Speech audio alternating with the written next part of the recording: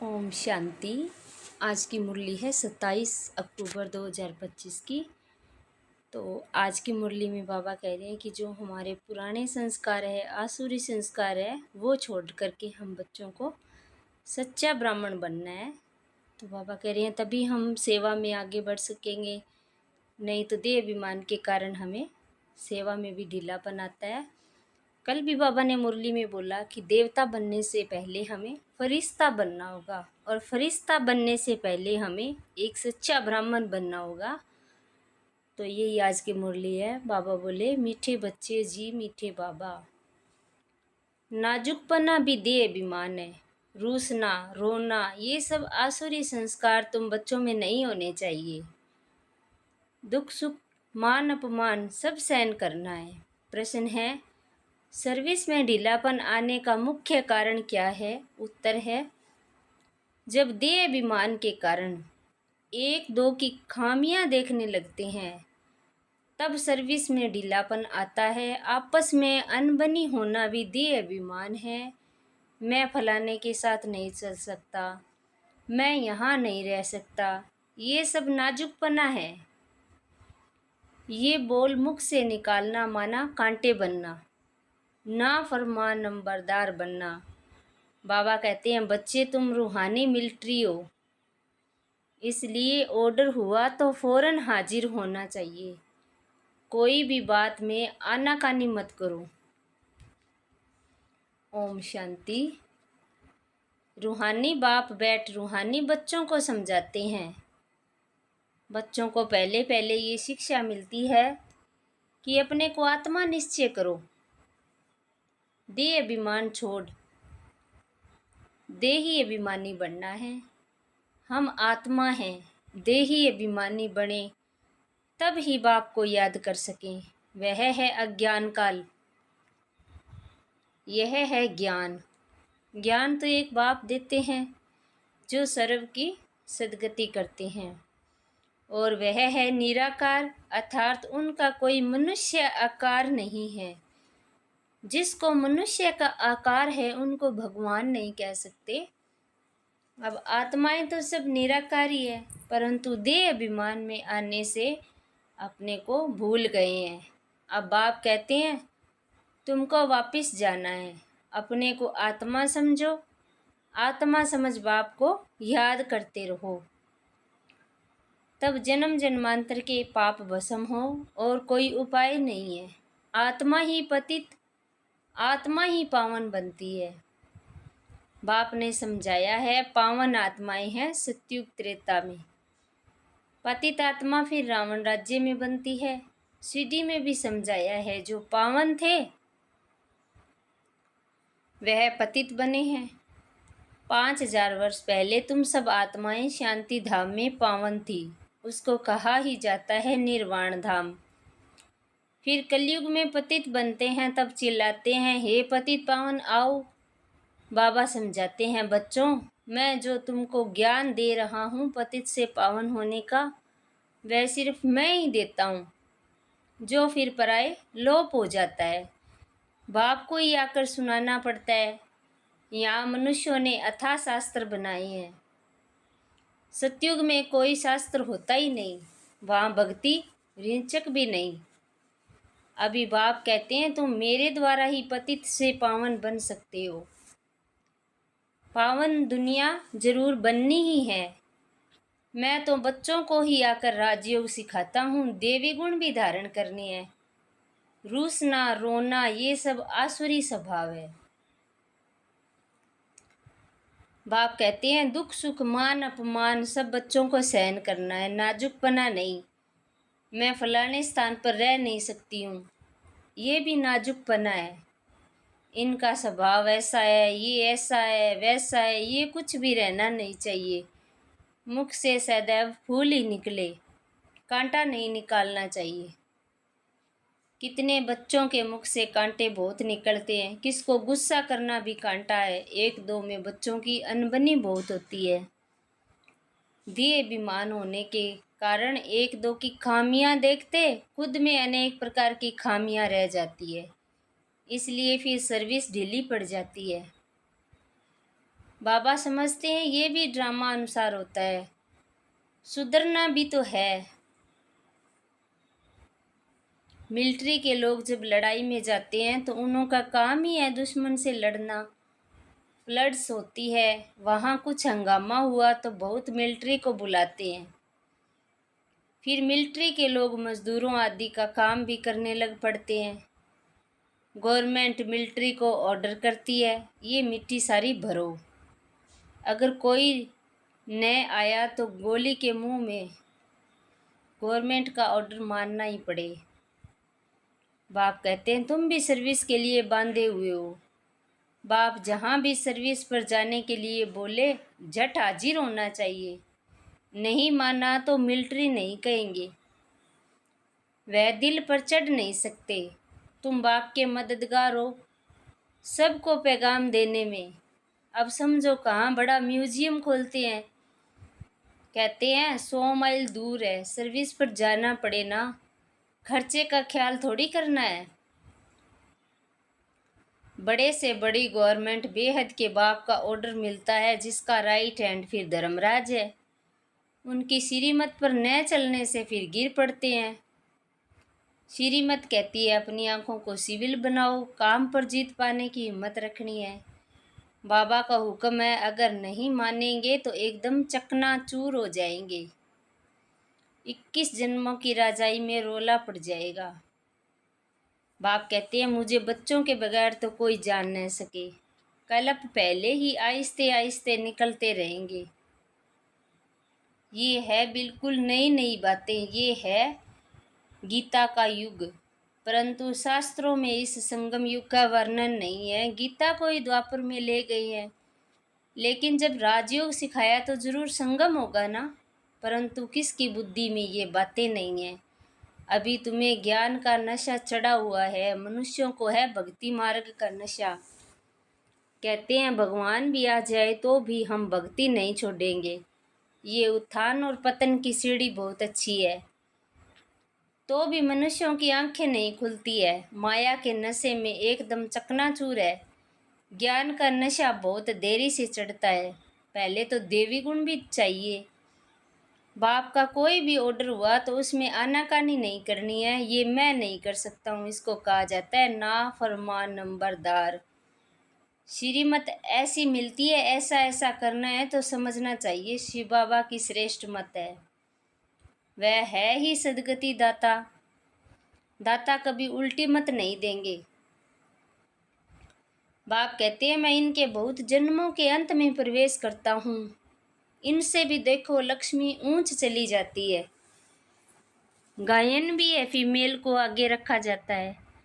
पहले लक्ष्मी फिर नारायण, यथा राजा रानी तथा प्रजा। तुमको भी ऐसा श्रेष्ठ बनना है।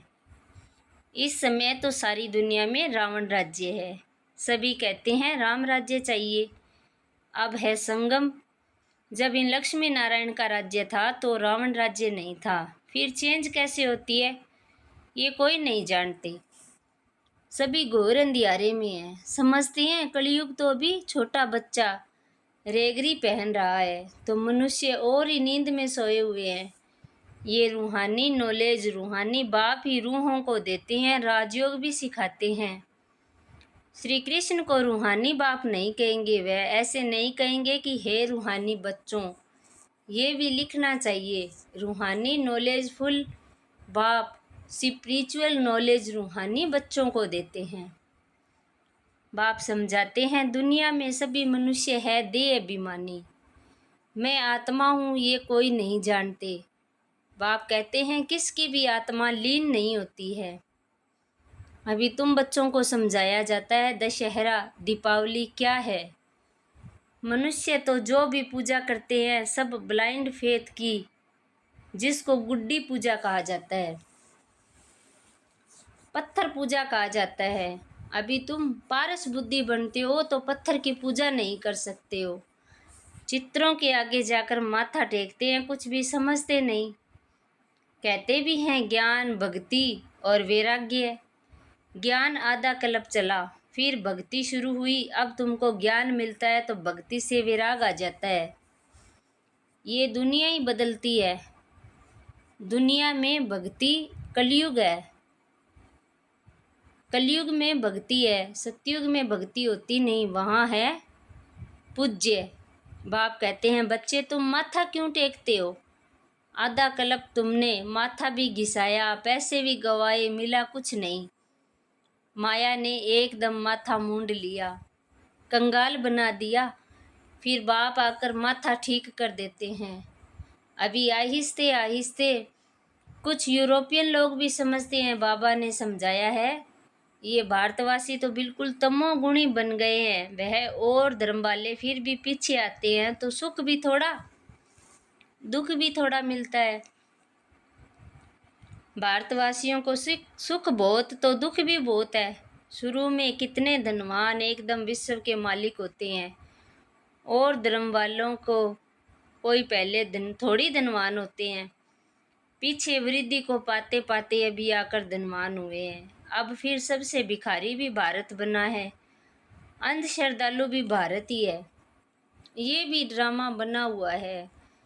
बाप कहते हैं मैंने जिसको हेविन बनाया वह हेल बन गया है। मनुष्य बंदर बुद्धि बन गए हैं, उनको मैं आकर मंदिर लायक बनाता हूँ। विकार बड़े कड़े होते हैं, क्रोध कितना है, तुम्हारे में कोई क्रोध नहीं होना चाहिए। बिल्कुल मीठे, शांत, अति मीठे बनो। ये भी जानते हो कोटों में कोई निकलते हैं राजाई पद वाले। बाप कहते हैं मैं आया हूँ तुमको नर से नारायण बनाने।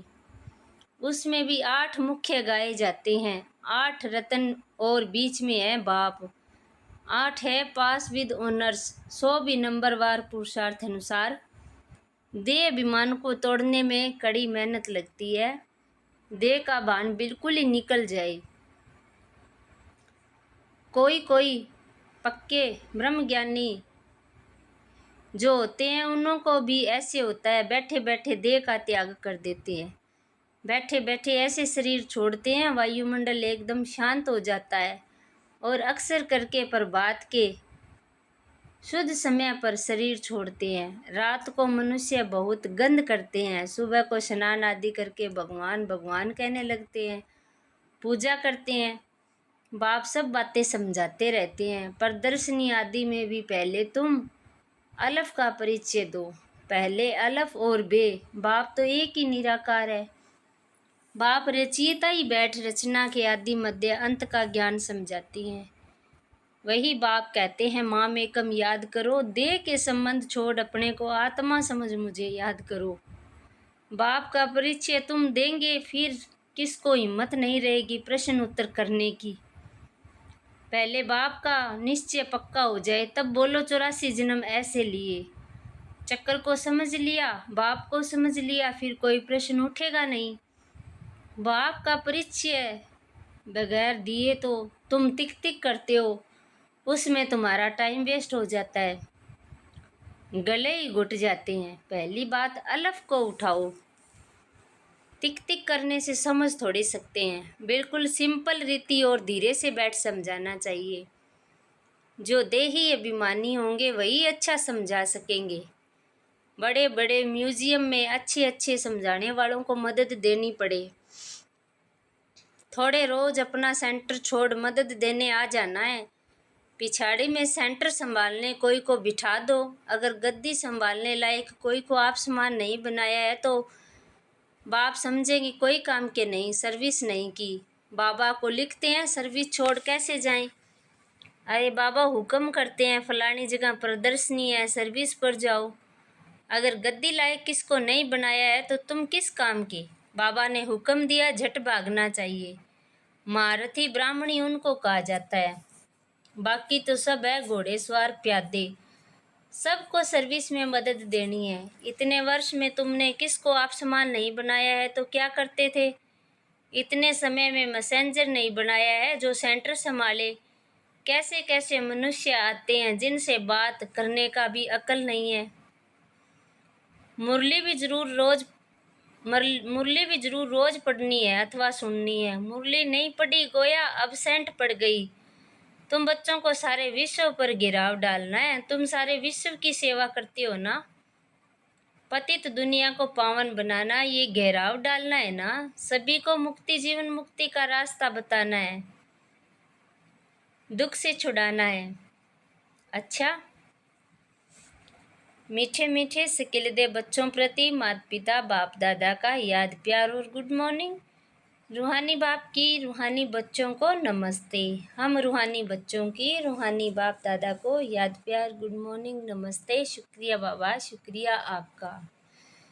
धारणा के लिए मुख्य सार है, पहला है बहुत मीठे, शांत, अति मीठे स्वभाव का बनना है। कभी भी क्रोध नहीं करना है, अपनी आंखों को सिविल बनाना है। दूसरा है बाबा जो हुक्म करे उसे फौरन मानना है। सारे विश्व को पतित से पावन बनाने की सेवा करनी है, अर्थात घेराव डालना है। वरदान है बाप की याद द्वारा असंतोष की परिस्थितियों में सदा सुख व संतोष की अनुभूति करने वाले महावीर भव। सदा बाप की याद में रहने वाले हर परिस्थिति में सदा संतुष्ट रहते हैं, क्योंकि ज्ञान की शक्ति के आधार पर पहाड़ मुआफिक परिस्थिति भी राई अनुभव होती है। राई अर्थात कुछ भी नहीं, चाहे परिस्थिति असंतोष की हो, दुख की घटना हो, लेकिन दुख की परिस्थिति में सुख की स्थिति रहे, तब कहेंगे महावीर। कुछ भी हो जाए, नथिंग न्यू के साथ साथ बाप की स्मृति से सदा एक रस स्थिति रह सकती है, फिर दुख अशांति की लहर भी नहीं आएगी। स्लोगन है अपना दैवी स्वरूप सदा स्मृति में रहे तो कोई भी व्यर्थ नजर नहीं जा सकती। व्यक्ति सारा है, जैसे साइंस की शक्ति का प्रयोग लाइट के आधार पर होता है। अगर कंप्यूटर भी चलता है तो कंप्यूटर माइट है, लेकिन आधार लाइट है। ऐसे आपकी शांति की शक्ति का आधार लाइट है। वह जब प्रकृति की लाइट अनेक प्रकार के प्रयोग प्रैक्टिकल में करके दिखाती है, तो आपकी अविनाशी परमात्म लाइट, आत्मिक लाइट और साथ साथ प्रैक्टिकल स्थिति लाइट हो, तो इससे क्या नहीं प्रयोग हो सकता। अच्छा, ओम शांति।